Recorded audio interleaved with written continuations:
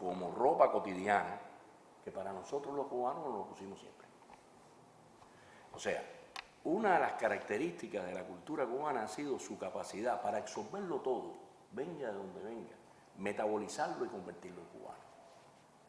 Y yo creo que eso se sigue viendo, incluso en expresiones como el reggaetón, ya nosotros encontramos cada día más reggaetón cubano. O sea, esos son procesos culturales que en Cuba tienen características muy específicas. El vínculo con Estados Unidos ha sido histórico y además hoy en día es recurrente.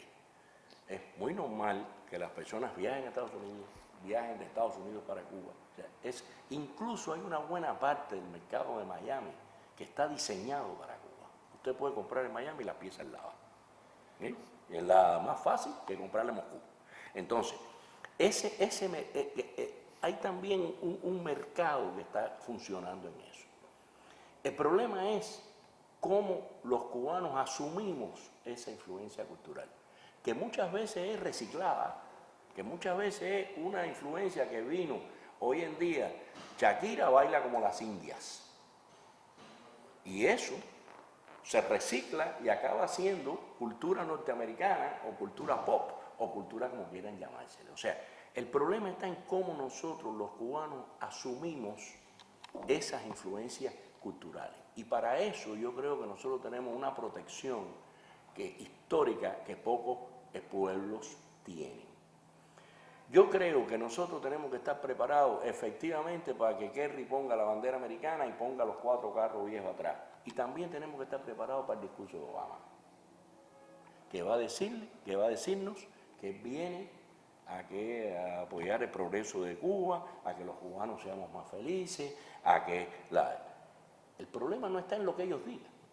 El problema está en cómo nosotros lo interpretemos, lo procesemos y estemos en capacidad de adecuarlo a la realidad del país. Yo creo que eso de estar usando, a mí particularmente me molesta ver a alguien con una banderita americana en cualquier lado, porque yo estoy de acuerdo con Fernando. No es la banderita del Barça, ¿no? Ni del Real Madrid. Estamos hablando de la bandera americana, y para nosotros eso es un problema histórico de más de un siglo, nos define. ¿Por qué razón? Porque el conflicto con Estados Unidos definió los bandos políticos en Cuba desde la época de José Martí. Y por lo tanto, todo lo que tenga que ver con simbolismo norteamericano tiene un simbolismo político incluido. Algunos pasan más inadvertidos porque ya se convierten, digamos, en el tipo de moda que vamos a usar, la ropa que es la pero otros son especialmente impactantes, como es el caso de la bandera. Entonces, por lo tanto... Que han plantado desde el Congo hasta Irak. Hasta donde quiera. No, Panamá. No sé si ustedes saben que Hollywood tiene la norma de que en cada película norteamericana tiene que aparecer una bandera norteamericana. Y eso se cumple estrictamente. O sea, y hay veces que la bandera americana aparece en los lugares más inconcebibles. Los tipos están almorzando y ponen una banderita norteamericana ahí arriba de la mesa. Y la bandera americana que pinta ahí.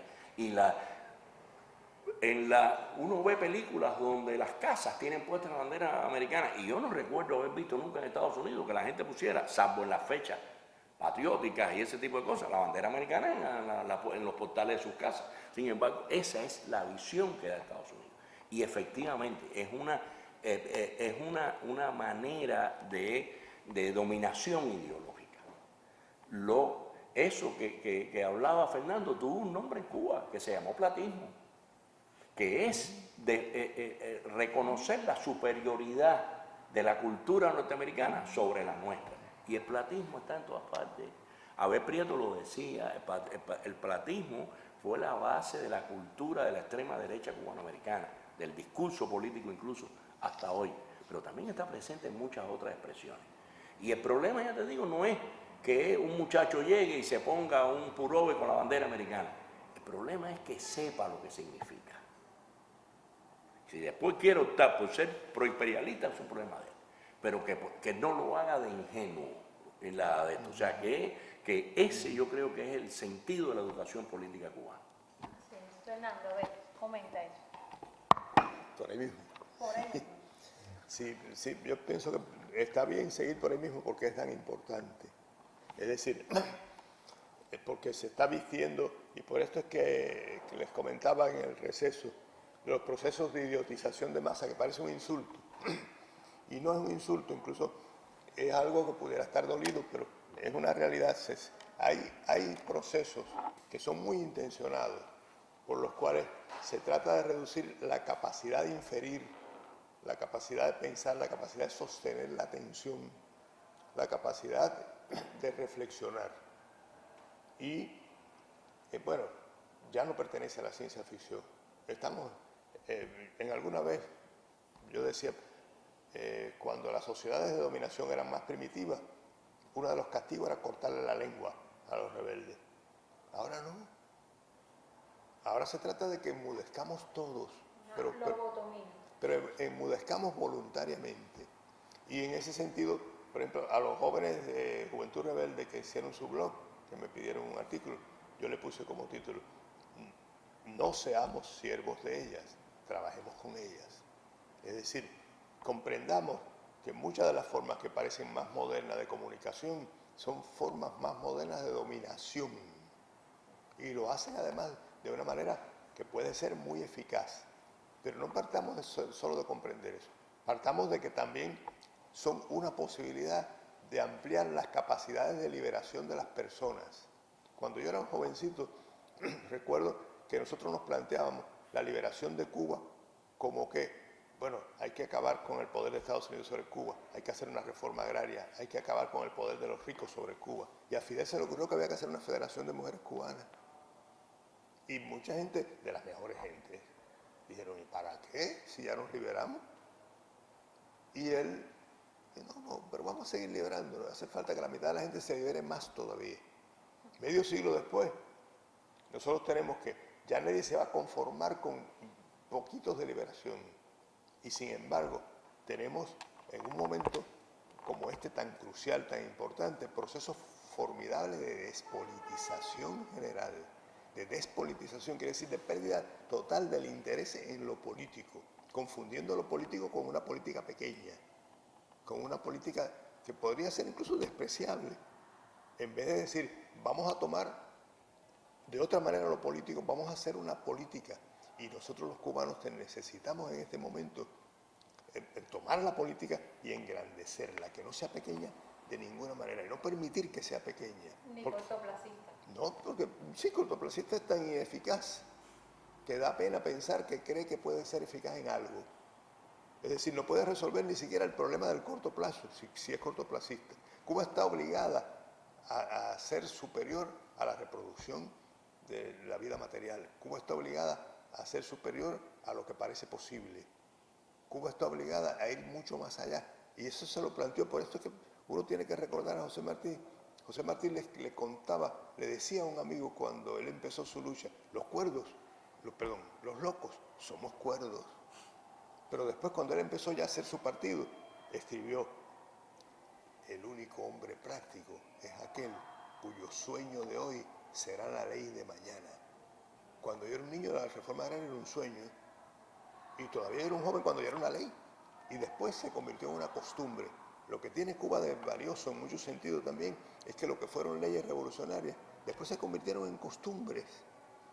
O sea, la gente dice: lo que me toca. La gente sabe que tiene un conjunto de servicios que caracteriza la necesidad que hay que satisfacerle a todos los seres humanos, que por eso son gratuitos. No porque hayamos equivocado algo, sino porque son atribuciones de los seres humanos y tienen que serlas. Es decir, solo haciendo una política superior a lo que parecía posible pudo ser posible. Entonces, ahora, ¿qué vamos a tener? Siempre nuevas pruebas. Sí, nuevas pruebas. Ahora puede venir incluso un hombre. Yo le escuché a alguien decir ayer: es que Obama es un hombre sencillo que le gusta caminar por la calle. Aquí en La Habana lo escuché. Es decir, ¿es posible que alguien crea eso? Sí, es posible que alguien crea eso. Es posible que varios crean eso, que es un hombre sencillo que le gusta caminar, y que a lo mejor a la señora lo que le gusta es un paladar.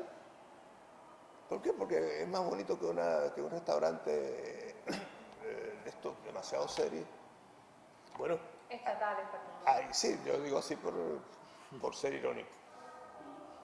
Porque el paladar puede ser de un nuevo rico y ser muy serio en la capacidad de explotar a sus propios trabajadores. Entonces, ¿qué quiero decir con esto? Bueno, pues nuevas pruebas pueden ser más difíciles, pero hay que enfrentarlas por lo menos con la misma capacidad que hemos tenido hasta ahora. Y si nos piden más, tener más capacidad todavía. En ese sentido, la anexión simbólica no puede ser combatida, por ejemplo, con decretos. A mí me encanta que a nadie se le haya ocurrido prohibir el uso público de la bandera norteamericana. Y yo no confundo lo que es la debilidad con la sagacidad. Prohibirlo sería una estupidez muy grande. Alguna vez yo escribí que el que prohíbe demasiado le llama socialismo al pedacito de poder personal que tiene. Sí, y entonces nosotros no podemos caer en eso.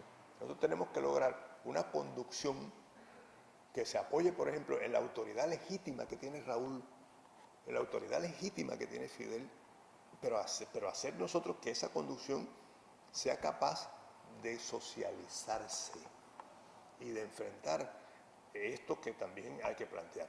La verdadera fuerza que tiene un pueblo para enfrentar algo, como en este caso es lo que tiene que enfrentar el pueblo cubano, es el poder del pueblo.